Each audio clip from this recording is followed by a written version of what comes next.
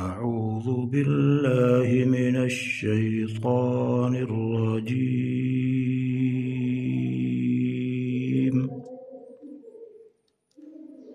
بسم الله الرحمن الرحيم.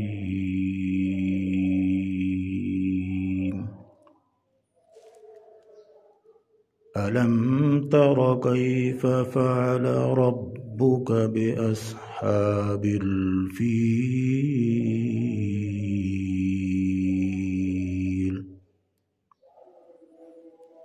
ألم يجعل كيدهم في تضليل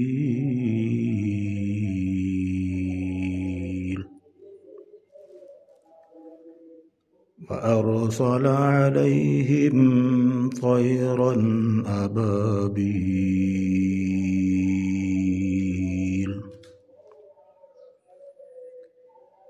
ترميهم بحجارة من سجيل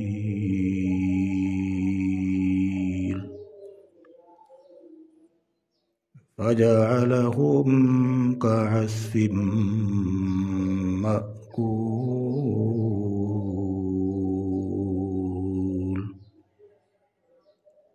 صدق الله العظيم.